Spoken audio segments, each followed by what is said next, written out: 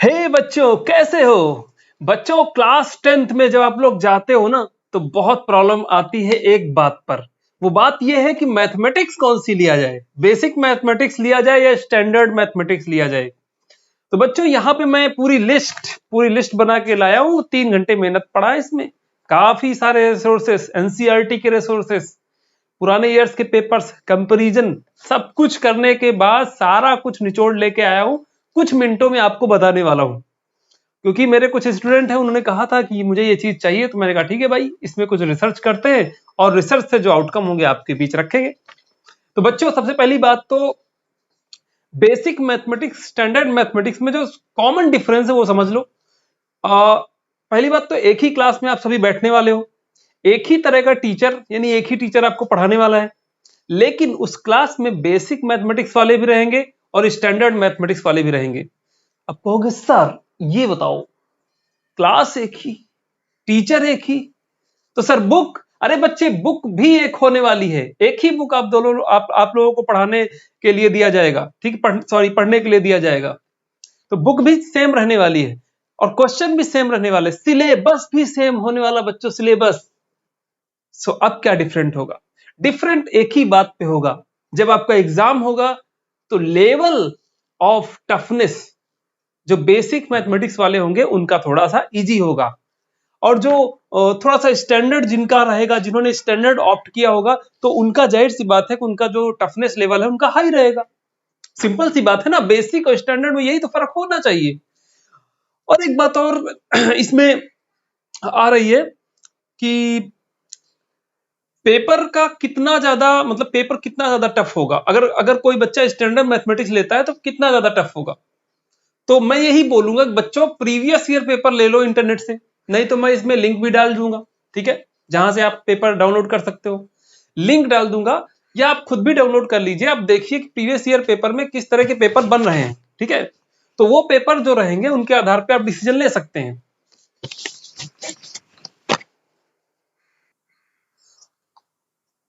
और सेम बात ये जो बेसिक मैथमेटिक्स वाले हैं इनके लिए भी है। बेसिक वाले भी अपने प्रीवियस ईयर के पेपर को देख ले, तो वहां पे उनको क्लियर कट पता चल जाएगा। मैंने भी देखा, पेपर काफी इजी होता है, ठीक है। कोई बड़ा डिफरेंस नहीं है, बस यही डिफरेंस है कि उनके पेपर डिफरेंट होंगे। अब प्रॉब्लम ये आती है कि बच्चों कब ऑप्ट करना है। देखो, जब भी 10th के रजिस्ट्रेशन फॉर्म फिल किए जाएंगे, उस रजिस्ट्रेशन फॉर्म के समय आपके पास ऑप्शंस होंगे कि आपको बेसिक मैथमेटिक्स आपको चूज करना है या फिर स्टैंडर्ड। बच्चों, अगर किसी ने, हो सकता है कि जब उसने चूज किया हो तो उसने बेसिक मैथमेटिक्स चूज कर लिया हो, लेकिन हो सकता है कि पूरे साल भर उसने अच्छी खासी पढ़ाई की, उसे लगता अरे यार, मैं तो स्टैंडर्ड का दे सकता था पेपर, मैं तो स्टैंडर्ड की प्रिपरेशन कर सकता था। तो अब क्या? बच्चों, इसके लिए एक रूल है छोटा सा, कि जब आपके रिजल्ट्स आ जाते हैं 10th के, उसके बाद एक कंपार्टमेंट एग्जाम होता है। आप कंपार्टमेंट एग्जाम बैठ लीजिए। अगर आप बेसिक लिए थे अभी तक, आप कंपार्टमेंट एग्जाम में बैठ लीजिए। वहां पे स्टैंडर्ड एग्जाम, स्टैंडर्ड मैथमेटिक्स का जो एग्जाम होगा, वहां पे वो पेपर आप अगर पास करते हैं, तो जो आपका फाइनल मार्कशीट बन के आएगी, वो आपका स्टैंडर्ड मैथमेटिक्स के हिसाब से मार्कशीट बन के आ जाएगी। तो इस तरीके से आप स्विच भी कर सकते हैं, लेकिन ये पूरा करिकुलम क्लियर हो जाएगा, आपके रिजल्ट्स भी आ जाएंगे, उसके बाद ही ये प्रोसेस चालू हो जाएगा। तो ये भी मैं लिख के लाया था। उसके बाद एक और चीज है कि क्या दोनों रजिस्ट्रेशन फॉर्म अगर आप भर रहे हो, ठीक है, तो क्या दोनों ऑप्शन चूज कर सकते हो? बच्चों, ऐसा बिल्कुल नहीं है। आप एक ही ऑप्शन चूज कर सकते हो, या तो आप बेसिक का ले लो या तो आप स्टैंडर्ड का ले लो, ठीक है। बाद में आप कंपार्टमेंट के थ्रू आप स्विच कर सकते हो, ठीक है। अब जो सबसे बड़ी बात आती है, जो सबसे इंपॉर्टेंट बात है, ठीक है, ये जो बात है अब सबसे इंपॉर्टेंट होने वाली है। ये तो सारा खाका तो हम समझ गए, लेकिन बेसिक मैथमेटिक्स लेने से और स्टैंडर्ड मैथमेटिक्स लेने से कैरियर अपॉर्चुनिटीज क्या होंगी?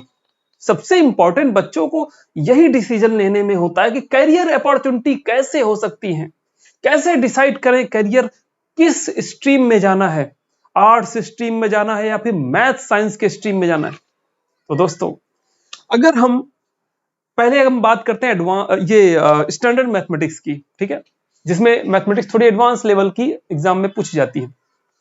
तो स्टैंडर्ड मैथमेटिक्स में अगर आप इसके थ्रू जाते हो तो आप माना जाता है कि आप आगे जाके जेई की प्रिपरेशन कर सकते हो, बीएससी कर सकते हो, साइंस में कोई भी स्ट्रीम में आप जा सकते हो, नीट की प्रिपरेशन कर सकते हो, ठीक है, एमबीए कैट की प्रिपरेशन कर सकते हो, उसमें भी कुछ उसी तरह की चीजें होती हैं, ठीक है, एनडीए कर सकते हो, सीडीएस कर सकते हो, ठीक है, सेना में जा सकते हो, एयरफोर्स में जा सकते हो, अगर आप उस तरीके के मैथमेटिक्स ले रहे हो तो बहुत सारी इसके अलावा अपॉर्चुनिटीज है। आगे आप बीटेक कर सकते हो, ठीक है, इंजीनियरिंग कर सकते हो, बीटेक के बाद एमटेक कर सकते हो, एमटेक कर सकते हो, उसके बाद आप किसी भी बड़े इंस्टीट्यूट में साइंटिस्ट बन सकते हो। मेरा एक दोस्त है, वो भाभा एटॉमिक रिसर्च सेंटर में साइंटिस्ट है, ठीक है, तो साइंस स्ट्रीम से ही था, ठीक है।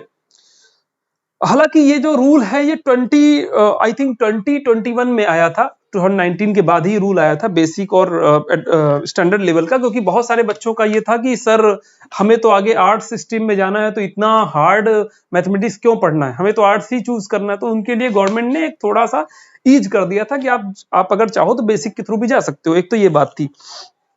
अब अगर बेसिक स्ट्रीम में आ जाओ तो बच्चे इसमें तो सबसे ज्यादा तो ज्यादातर लोग अगर बेसिक में जाएंगे तो इसमें देखो अपॉर्चुनिटीज क्या है, सिविल सर्विसेज में आप जा सकते हो, ठीक है। उसके बाद आप अगर किसी ह्यूमैनिटी सब्जेक्ट से अगर आप कुछ करना चाहते हो, पीएचडी करना चाहते हो, टीचर बनना चाहते हो, उसमें कुछ बड़ा करना चाहते हो, तो आप जाहिर सी बात है बेसिक मैथ लोगे, क्योंकि आगे आपको साइंस और मैथ का कोई काम ही नहीं है, तो आप उतना ज्यादा क्या करोगे लेके, ठीक है। कॉमर्स में अगर आगे कुछ करना है तो आप बेसिक मैथ ले सकते हो, ठीक है। उसके बाद टीचर बनना चाहते हो, टीचिंग प्रोफेशन अगर आपका है, लेकिन टीचर उसके लिए भी सब्जेक्ट डिपेंड करेंगे, अगर ह्यूमैनिटीज वाले सब्जेक्ट है तो आप बेसिक मैथ ले लीजिए, ठीक है। चार्टर्ड अकाउंटेंट, कंपनी सेक्रेटरी, ठीक है, सीए, सीएस, फिर इसमें एमबीए भी होता है। जैसे एमबीए अगर हम कुछ एग्जाम, कुछ पैटर्न एमबीए का या कुछ तरह के एमबीए अलग होते हैं जिनमें आप बेसिक मैथ लेके भी कर सकते हैं, कुछ एमबीए अलग होते हैं जिसमें आप एडवांस यानी कि स्टैंडर्ड मैथमेटिक्स लेके कर सकते हैं, ठीक है। तो फैशन डिजाइनिंग के एग्जाम दे सकते हैं, और सबसे इंपॉर्टेंट बात, कम्पिटेटिव एग्जाम्स आप दे सकते हैं। गवर्नमेंट में कम्पिटेटिव एग्जाम्स होते हैं, वो बेसिक मैथ लेके इट्स ओके, कोई प्रॉब्लम नहीं है, उसके लिए जरूरी नहीं है कि आप स्टैंडर्ड मैथमेटिक्स पढ़ें, तो कम्पिटेटिव एग्जाम्स भी आप दे सकते हैं। तो आने वाले समय में अगर आप बेसिक मैथ भी लेते हैं तो इतना कोई बुरा नहीं है, लेकिन स्टैंडर्ड मैथमेटिक्स आपको तभी लेना है जब करियर में मैथ और साइंस की फील्ड में आगे कुछ बड़ा करना है। अगर आपको सिंपल एक नौकरी लेनी, गवर्नमेंट सर्वेंट बनना है, तो आप अगर बेसिक मैथ ले रहे हैं तो इट्स इनफ, आपको कुछ करने की जरूरत नहीं, स्टैंडर्ड मैथमेटिक्स लेने की जरूरत नहीं है। क्योंकि कम्पिटेटिव मैथमेटिक्स में जो कंपटीशन के एग्जाम होते हैं उसमें मैंने तो आज तक नहीं देखा कि कहीं पे भी क्लास 11 और 12 की मैथमेटिक्स आती हो, या फिजिक्स आती हो, या केमिस्ट्री आती हो, बहुत बेसिक लेवल की साइंस और मैथमेटिक्स आती है। तो इस तरीके से मेरे ख्याल से सारे क्वेश्चन का मैंने जवाब दे दिया है, जितने लिख के लाए थे उसमें मैंने सारा कुछ आपको बता दिया है, ठीक है। तो उम्मीद है कि आप लोग अगर कुछ और आपको चाहिए होगा तो आप मुझे जरूर इसमें मैसेज करें और कमेंट करें। मुझे लगता है वीडियो से काफी आपको हेल्प मिलेगा आपको डिसीजन लेने में।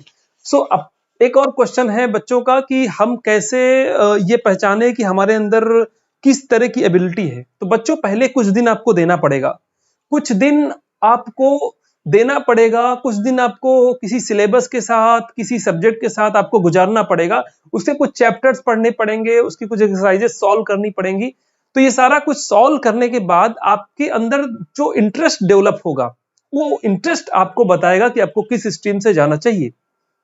आप अगर बैठे हुए हैं, आप सोच रहे हैं कि मैं नीट कर लूं कि जेई कर लूं, तो आपको वहां से समझ में नहीं आएगा। आइडिया तभी लगेगा जब आप उस सब्जेक्ट के साथ थोड़ा टाइम बिताएंगे। तो आपको सबसे बड़ी जो चुनौती सामने आती है कि हम कौन सी स्ट्रीम में जाएं, उसका सोल्यूशन यही है कि थोड़ा सा अपनी किताबों के साथ टाइम बिताइए, देखिए आप किसमें सबसे अच्छा कर रहे हैं, सबसे आसानी से सबसे सही चीज कर सकते हैं, जो आपको बहुत ज्यादा प्रेशर लेने की जरूरत ना पड़े, आपसे बहुत इजीली हो जाए। बच्चों वही तो स्ट्रीम होती है जो आपसे आसानी से हो जाए, और वही तो लाइफ चुनना भी चाहिए जो इजीली हो।